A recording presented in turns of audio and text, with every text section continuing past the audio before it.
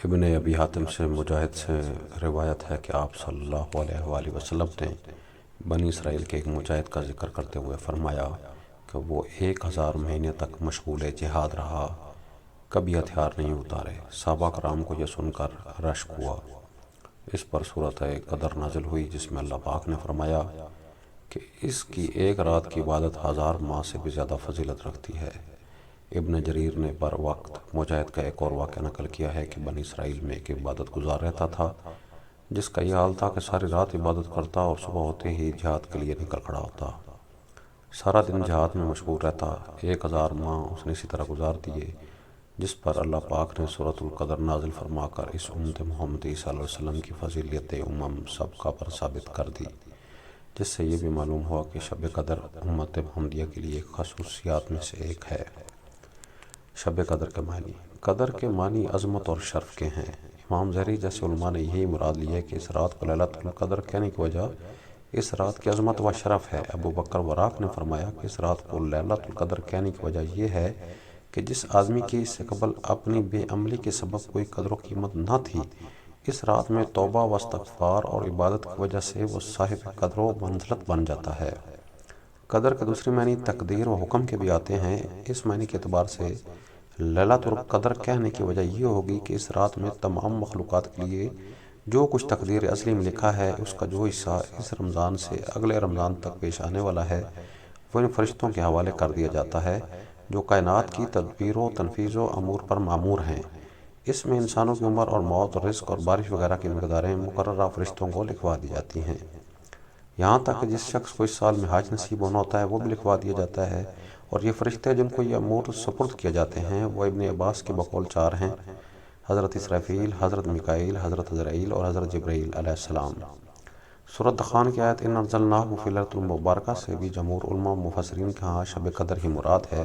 جس میں یہ ذکر ہے کہ اس لیلۃ المبارکہ میں تمام امور تقدیر کے فیصلے لکھ دیے جاتے ہیں، اور جن مفسرین نے اس لیلۃ المبارکہ سے مراد نصف شعبان یعنی 15 تاریخ لی ہے شعبان کی، تو وہ اس کی تشریح اس طرح کرتے ہیں کہ ابتدائی فیصلے تقدیر کے اجمالی طور پر شب برات نصف شعبان میں ہو جاتے ہیں، پھر ان کی تفصیلات لیلۃ القدر میں لکھی جاتی ہیں۔ اس کی تائید حضرت ابن عباس کے اس قول سے ہوتی ہے جس کو بغوی نے ابو الاضحیٰ کی روایت سے نقل کیا ہے کہ اللہ پاک سال بھر کی تقدیری امور کا فیصلہ تو شب برات میں فرما لیتے ہیں، مگر شب قدر میں فیصلے متعلقہ فرشتوں کے سپرد کیے جاتے ہیں، اللہ بہتر جانتا ہے۔ شب قدر کا تعین۔ اتنی بات تو قرآن کریم کی تصریحات سے واضح طور پر ثابت ہے کہ شب قدر ماہ رمضان میں ہی آتی ہے، مگر تاریخ کے تعین میں علماء کے 40 کے قریب مختلف اقوال ہیں۔ ان 40 میں سے قول یہ ہیں کہ شب قدر رمضان المبارک کے آخری عشرہ میں آتی ہے، مگر آخری عشرہ میں بھی اس کی کوئی خاص رات متعین نہیں۔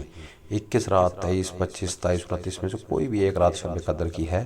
پھر روایات سے بھی معلوم ہوتا ہے کہ شب قدر ہر سال ان طاق راتوں میں پھرتی رہتی ہے، یعنی کبھی تو 27 کو، تو کبھی 21 کو، کبھی 23 کو، کبھی 25 کو، کبھی 29 میں ہو جاتی ہے۔ ابو قلابہ، امام محمد، امام مالک، امام احمد بن حنبل، سفیان ثوری، اسحاق بن راہویہ، مزنی، ابن خزیمہ وغیرہ سب نے یہی تصریح فرمائی ہے۔ حضرت امام شافعی فرماتے ہیں کہ رات گھومنے والی نہیں ہے بلکہ یہ معین ہے۔ شب قدر کی فضیلت اور دعا۔ اس رات کی سب سے بڑی فضیلت تو یہ ہے جو اس صورت میں بیان ہوئی ہے کہ اس کی ایک رات کی عبادت یعنی 1000 ماہ کے یعنی 83 سال سے زیادہ فضیلت رکھتی ہے، اور بہتر ہونے کی حد قرآن اور حدیث میں مذکور نہیں ہے کہ کتنی بہتر ہوگی، دوگنی ہوگی، چوگنی ہوگی یا 100 گنا، کیونکہ یہ اللہ پاک کو اس کا علم ہے کہ 1000 سال سے کتنی زیادہ آگے بھی ہو سکتی ہے۔ صحیحین میں حضرت ابو ہریرہ سے روایت ہے کہ آپ صلی اللہ علیہ وسلم نے فرمایا جو شب قدر میں عبادت کے لیے کھڑا ہو اس کے لیے اس کے تمام پچھلے گناہ معاف ہو جاتے ہیں۔ حضرت ابن عباس سے روایت ہے کہ آپ صلی اللہ علیہ وسلم نے فرمایا شب قدر میں وہ تمام فرشتے جن کا مقام سدرۃ المنتہا پر ہے وہ جبریل امین کے ساتھ دنیا میں اترتے ہیں، اور کوئی مومن مرد عورت ایسی نہیں ہے جس کو وہ سلام نہ کرتے ہوں سوائے اس آدمی کے جو شراب پیتا ہو یا سور کا گوشت کھاتا ہو۔ اور ایک حدیث میں رسول اللہ صلی اللہ علیہ وسلم نے فرمایا جو شخص شب قدر کی خیر و برکت سے محروم رہا وہ بالکل ہی محروم اور بد نصیب ہے۔ حضرت عائشہ صدیقہ طیبہ طاہرہ نے آپ صلی اللہ علیہ وسلم سے دریافت کیا اگر میں شب قدر کو پا لوں تو میں کیا پڑھوں؟ آپ صلی اللہ علیہ وسلم فرمایا یہ دعا پڑھے اللہم انک عفو کریم تحب العفو فاعف عنی۔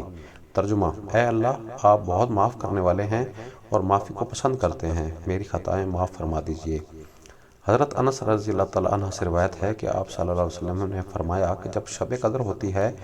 تو جبرائیل امین فرشتوں کی ایک بہت بڑی جماعت لے کر زمین پر اترتے ہیں، پھر جتنے اللہ کے بندے مرد و عورت نماز یا ذکر میں مشغول ہوتے ہیں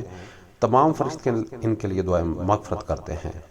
قرطبی نے لکھا ہے یہ رات ہر شر سے محفوظ اور سلامتی اور برکت والی رات ہے۔ قرطبی نے لکھا ہے کہ یہ رات ہر شر سے محفوظ اور سلامتی اور برکت والی رات ہے۔ شب قدر کی نشانیاں در منصور اور بہقی وغیرہ میں حضرت عبادہ بنت صامت سے روایت ہے کہ آپ صلی اللہ علیہ وسلم سے شب قدر کے بارے میں دریافت کیا گیا تو آپ نے فرمایا کہ رمضان کے اخیر عشرے کی طاق راتوں میں سے 21، 23، 25، 27 یا 29 یا رمضان کی اخیر رات جو شخص ایمان کے ساتھ ثواب کی نیت سے اس رات میں عبادت کرے اس کے پچھلے تمام گناہ معاف کر دیے جاتے ہیں۔ اس رات کی باقی علامتوں کی یہ بھی ہے کہ وہ رات کھلی چمکدار ہوتی ہے، صاف شفاف، نہ زیادہ ٹھنڈی نہ زیادہ گرم بلکہ معتدل، گویا کہ اس میں انوار کی کثرت کی وجہ سے چاند کھلا ہوا ہوتا ہے۔ اس رات میں صبح تک آسمان کے ستارے شیاطین کو نہیں مارے جاتے۔ نیز اس کی علامتوں میں یہ بھی ہے کہ اس کے بعد آفتاب کو بغیر شعاع کے طلوع ہوتا ہے، ایسا بالکل ہموار ٹیکیا کی طرح جیسا کہ 14ویں کا چاند۔ اللہ نے اس دن کے آفتاب کے طلوع کے وقت شیطان کو اس کے ساتھ نکلنے سے روک دیا ہے۔ اس قسم کے اور معین میں دیگر حدیث میں بھی وارد ہوئے ہیں، بالخصوص سورج کا بغیر شعاعوں کے نکلنا یہ بھی دیکھا گیا ہے۔ ابن ابی لبابہ رضی اللہ تعالیٰ عنہ کہتے ہیں کہ میں نے رمضان کی 27 شب کو سمندر کا پانی چکھا تو بالکل میٹھا تھا، حالانکہ وہ نمکین ہوتا ہے۔ ایوب بن خالد کہتے ہیں کہ مجھے 23 شب رمضان کو غسل کی حاجت ہوئی، میں نے سمندر کے پانی سے غسل کیا جو بالکل میٹھا تھا۔ بہرحال یہ علامتیں کشفی ہوا کرتی ہیں، ہر کسی کو پتہ نہیں۔ اللہ پاک مجھے اور آپ کو تمام مسلمانوں کو شب قدر کی قدر کرنے کی توفیق عطا فرمائے، آمین۔ شب قدر کب ہوتی ہے؟ ام المومنین حضرت عائشہ صدیقہ رضی اللہ تعالیٰ عنہ سے روایت ہے کہ آپ صلی اللہ علیہ وآلہ وسلم نے ارشاد فرمایا کہ شب قدر کو رمضان کی آخری عشرہ کی طاق راتوں میں تلاش کرو۔ فائدہ: اللہ پاک نے دنیا میں جتنی بھی قسم کی چیزیں پیدا کی ہیں ان میں سے ہر قسم کے اندر کوئی نہ کوئی چیز اپنی قسم کی تمام چیزوں سے بہتر والا ہوتی ہے۔ تمام نبیوں میں نبیوں کے سردار سرکار صلی اللہ علیہ وآلہ وسلم، آسمانی کتابوں میں سب سے اونچی کتاب قرآن مجید، شہروں میں سب سے اونچے مرد والا شہر مکہ معظمہ، مسجدوں میں سب سے بڑی مسجد اور سب سے اعلیٰ مسجد مسجد حرام بیت اللہ شریف، اسی طرح 12 مہینوں میں سب سے زیادہ برکتوں والا مہینہ رمضان المبارک، اور دنوں میں سب سے افضل دن جمعہ کا دن، اور راتوں میں سب سے بلند و بالا، اشرف و اعلیٰ اور بلند مرتبے والی رات شب قدر ہے۔ پرانے زمانے میں لوگوں کی عمریں زیادہ ہوتی تھیں، ان کے نیک لوگوں کی عبادت کے موقع بھی زیادہ ملتے تھے، تو اس بات کا ذکر جب آپ صلی اللہ علیہ وسلم نے صحابہ کرام رضی اللہ تعالیٰ کے سامنے فرمایا تو انہوں نے اس بات پر افسوس ہوا اور انہوں نے آپ صلی اللہ علیہ وسلم سے عرض کی کہ اے اللہ کے رسول صلی اللہ علیہ وسلم، ہماری عمریں تو ان کے مقابلے میں بہت کم ہیں، ہم اگر نیکیوں اور عبادتوں میں ان کی برابری کرنا چاہیں تو کیسے کر سکتے ہیں؟ اس پر اللہ تعالیٰ نے اپنے خاص فضل و کرم سے امت محمدیہ کو صلی اللہ علیہ وسلم کو یہ رات عطا فرمائی جس کی ایک رات کی عبادت 1000 مہینوں سے بہتر ہے۔ قرآن مجید کی ایک سورہ سورۃ القدر اسی رات کی فضیلت کی بیان میں ہے۔ شب قدر کی یقینی تاریخ کی اطلاع امت کو نہیں دی گئی، اور قرآن مجید میں سورۃ القدر جو ارشاد ہے قرآن کریم رمضان المبارک میں نازل ہوا، اور سورۃ البقرہ کی آیت نمبر 185 میں اللہ پاک کا ارشاد ہے کہ قرآن کریم رمضان المبارک میں نازل ہوا۔ ان دونوں باتوں کو ملانے سے اتنا تو ظاہر ہو گیا کہ شب قدر رمضان المبارک کے ہی کسی حصے میں ہے۔ پھر آپ صلی اللہ علیہ وسلم نے مزید نشاندہی کے طور پر فرمایا کہ رمضان المبارک کے آخری عشرے کی طاق راتوں میں اس کا امکان ہے، یعنی شب قدر عشرہ آخری طاق راتوں میں سے کوئی ایک رات ہوتی ہے، یعنی 21، 23، 25، 27 یا 29۔ اس لیے ہر ایک کو حد المقدور ہمت کر کے اس سے ضرور فائدہ اٹھانا چاہیے۔ ایسا قیمتی موقع جو سال میں ایک بار آتا ہے، کیا معلوم کہ اگلے سال ہمیں میسر آئے گا بھی یا نہیں۔ قرآن کریم اور احادیث سے یہ بات عیاں اور واضح ہے کہ شب قدر ایک نہایت ہی اہم، مقدس، متبرک اور رحمت والی رات ہے، اور مومنوں کے لیے اللہ تعالیٰ کی خصوصی نعمت ہے۔ لہٰذا ہم سب کو چاہیے کہ اس رات کی برکتوں سے